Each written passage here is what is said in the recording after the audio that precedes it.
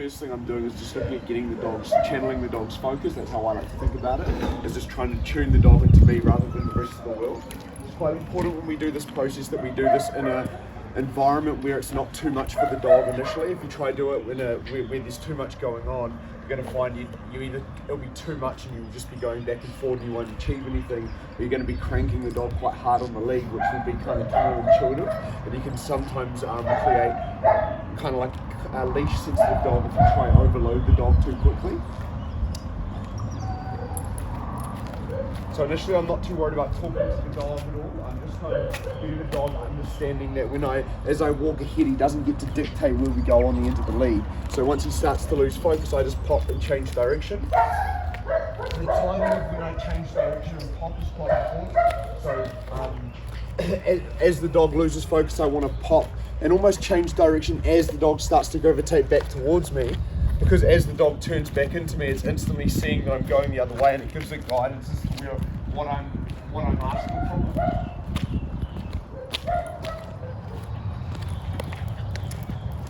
As I change direction, if the dog gives me a lot of space, so you can see with this dog is it sometimes takes a little while to kind of gravitate into my orbit, I'll keep walking in a straight line until the dog starts to rush into my space. So I'll give you an example of that.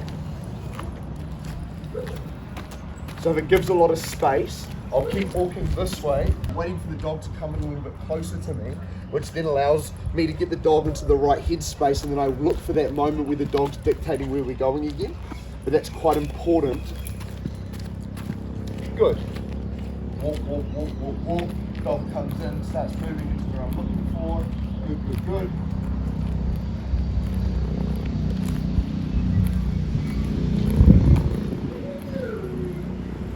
So ideally I'd want to just keep walking in a straight line at that point.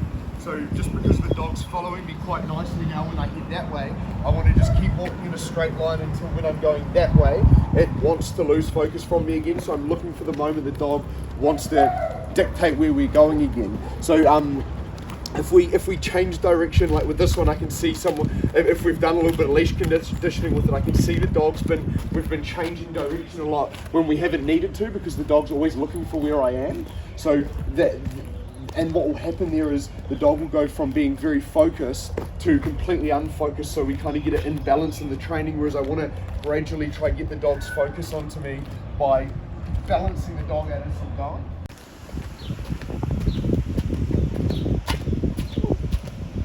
So there I'll use a little bit of encouragement because it's lagging at the back of the lead, but it's snapped out of the distraction. So I'm not using encouragement to try to snap the dog out of the distraction. I'm using it to bring the dog's head space from like a lower state. Come on. From like a dog that's at say like a 3 out of 10 to a 5, because I'm encouraging the dog to that point. If you use too much encouragement, what will happen is the dog will start going the other way. So come on. And if I encourage it way too much repetitively, I might start to get the dog going to like a 6, 7, 8. So it starts to pull more, its tail might start coming up and goes the opposite direction. So the scale goes like that. So just kind of make sure we're getting the balance right of the friction and pressure is quite important.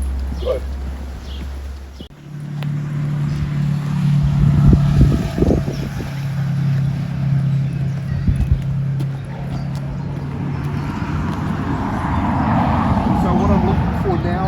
How quickly does the dog go back from that defensive state, which is triggered from your environment, back to that happy state that I'm looking for. So it took a lot longer to get the dog back to this state. So let's say it took maybe 5 minutes.